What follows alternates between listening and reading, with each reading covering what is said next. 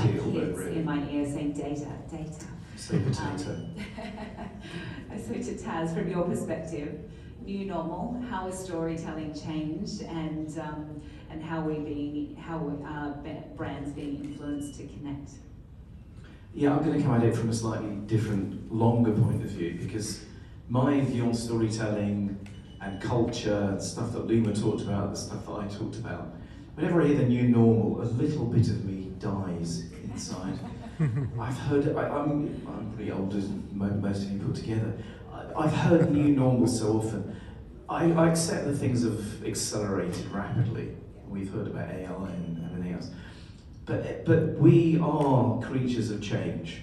Heraclitus was a Greek philosopher, 4th century BCE. In Greek he said pantarei, everything flows, everything changes. It's not new to say that things change. So whenever people say to me, you've got to be ethical, I think, okay, well, were we always unethical then? Is that what we mean? So for me, storytelling is the long game. And I think storytelling as human beings, as I said, is something that we've always done. So for me, it's adapting storytelling to the new environment.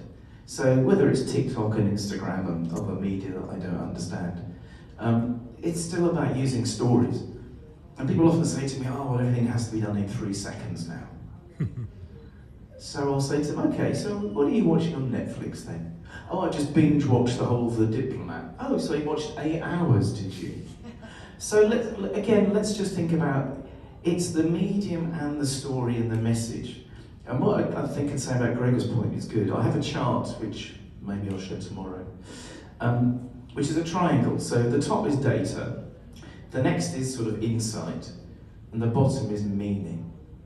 So when you're analysing research and data, which is what I do a lot of, that's the way you go, from data to insight to meaning. But when you're presenting it, I think you go the other way. You start with, okay, what does this mean? What is, as I call it, the golden thread? Then you explain how you got there, and then comes the data. And there will be differences, and I know, Gregor, with investment, you still have to have all the data. I'm not the enemy of data, although I'm just the enemy of too much data. So I think that's one way in which we can use storytelling, which is get the story, get the meaning out first, and get people intrigued, and then supply the data that justifies your position and your angle. And one other thing that Ananda said, if I could just pick up, was the word empathy. So again, it's something I don't think I said really, but storytelling is all about empathy. And again, as Greg was saying, that so much of what we do as human beings, whether it's about investment or influence or persuasion, is about creating empathy with our audience. And again, one of the things that I always say is, if you're presenting or giving data or lecturing, if you're not trying to create empathy for you and what you're saying, what are you doing? Whatever you're doing, you're trying to create empathy. How do you do that? Whether it's data or arguments or golden threads. And that's what story for me is all about, because when you hear a story, your brain immediately starts caring about what that story is in a way that a brain finds it harder to care about just raw data. So that would be one point. And I think that's incredible. I think I'm just actually going to jump around a little bit on the questions. I hope that's okay. But I was just going to ask, I think, Gregor, from your perspective then, if we're talking about empathy and we're talking about transparency, how do you do that and still manage the strategic interests and the strategic priorities of your clients? Thanks again for the very good question. I think it's partially regulated. So partially, there's obviously an expectation from the market regulator of what you can and can't communicate and in what order and how transparent you have to be. So that's obviously front and center. But then beyond that, I think it's again that I think what does empathy mean in terms of investor and analyst relations and media relations? I think again it's context, right? It's making sure that they understand that your business is fully aware of its ecosystem of the surrounding economy, the markets, and through that you're providing that additional rationale, and I think that additional empathy in a way. I wouldn't say it's empathy, but it is context, right? And I think you need to clearly address issues head on. I think businesses that try to be very opaque about it, or they try to hide these, they tend to get found out. So I think you need to be clear on that. But that being said, what you could do, of course, is you can change the way you zoom in and zoom out on details, on context, on market information, and of course on the way that you report. I mean, if you know, quarterly reporting is looking a little bit tough, you can always zoom out and say, well, if you look at the last 2 years or 1 year, it becomes very different. And the whole idea of quarterly reporting is also very much focused on short-term investors. There's lots of businesses in other markets that, for example, only report every half year to really showcase that they are only interested in getting investors in for the long term. They don't want hedge funds. They don't want people flipping shares. Yeah, amazing. I think, do you find it different in this part of the world? I think I see with a lot of my clients that they are a little bit hesitant to take things on head on. In this part of the world, and it's for so many different reasons, and some of them well justified. But I think, I guess an observation. Do you find that different? I think so, but I think on the flip side, there's a real journey, and I think there's a real development, and I'm seeing the sophistication around financial results, communications, and things like that is changing rapidly, and I think CEOs understand that there's a new expectation. I think the one thing I do, or I should nod to, is obviously there's a different kind of expectation around nodding to government policy agendas and visions and things like that, which obviously helps to showcase that there's a unified approach for the economy. But yeah, it's really good advice actually. I think that's fantastic. I think we spoke the other day about you're very much focused on ethical comms, but I think to Taz's point there, maybe it's not so much ethical as being just purpose driven and really being aligned to what is right for people and planet. Where do you draw the line, or where do you think we need to be transparent versus kind of keeping things to ourselves a little bit more in turbulent times? What's your views on that? Yeah, well, where we can, we need to be as open and honest as we can, I think. But not to the point of,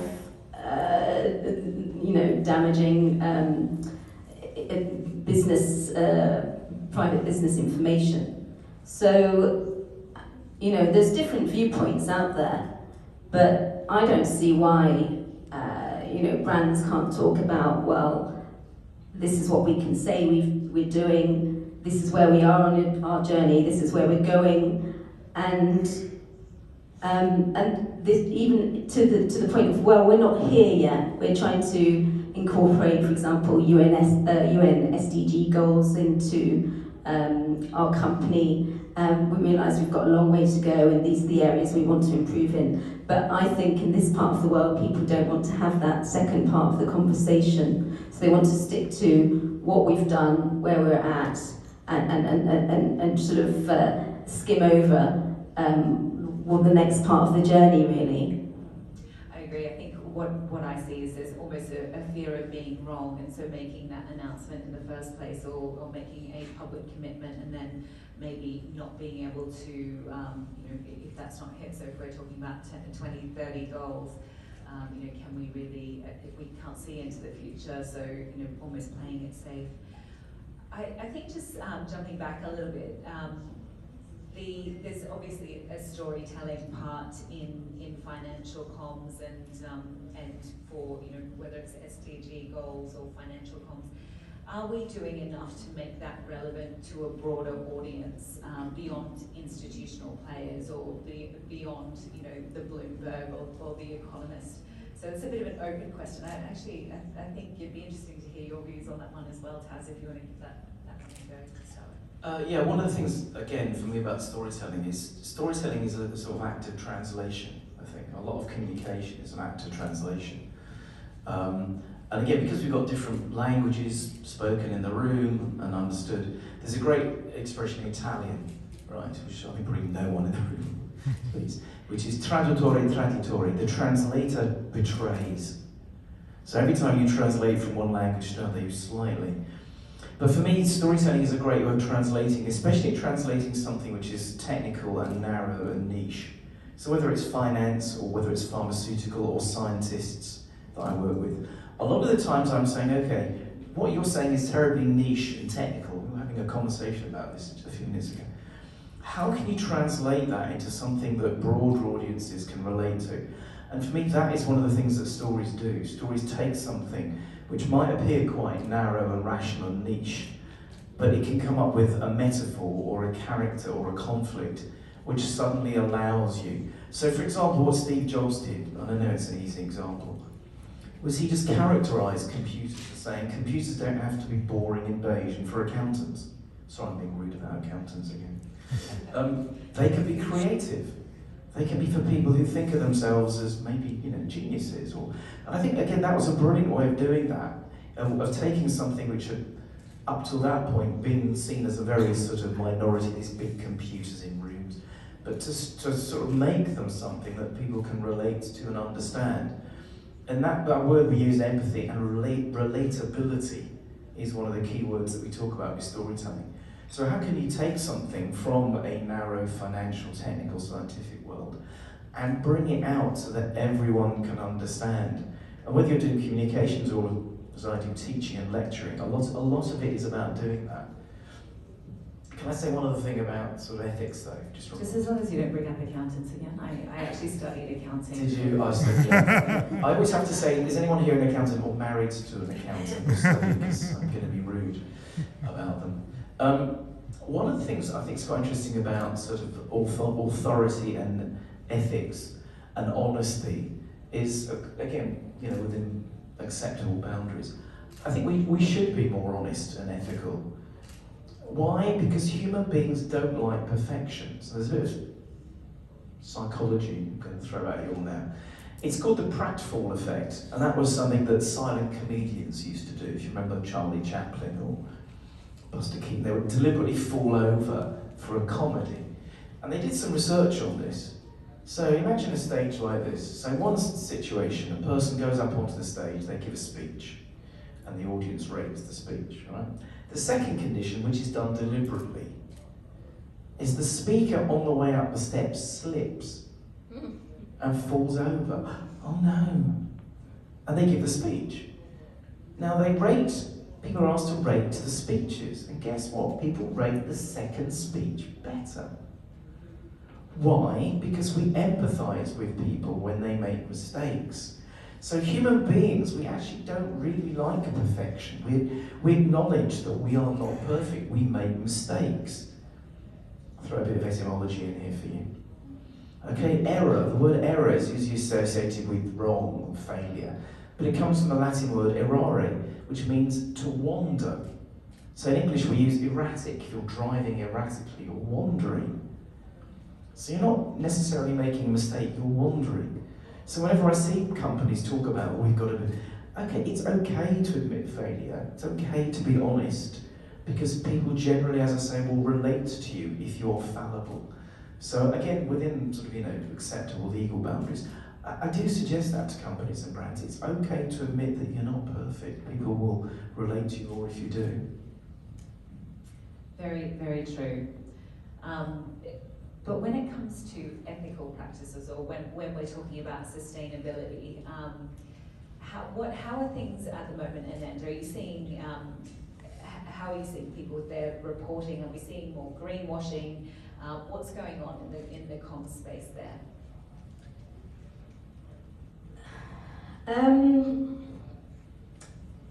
Well, I don't look at a lot of sustainable reporting, to be honest, but I think what's important is that it's not all about words and it's about actions.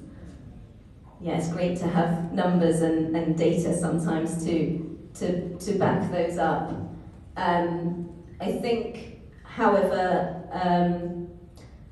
and we talked yesterday about how there's more standalone sustainable reports these days. So there is increasing scrutiny.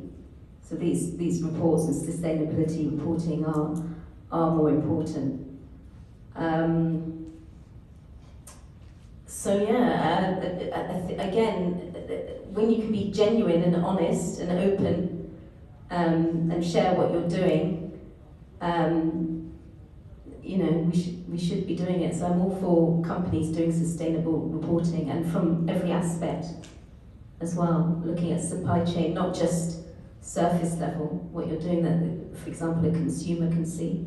Yeah, absolutely agree. I think it is interesting the more we're seeing, and I think that it links back to, you know, people are going to stumble, and it's how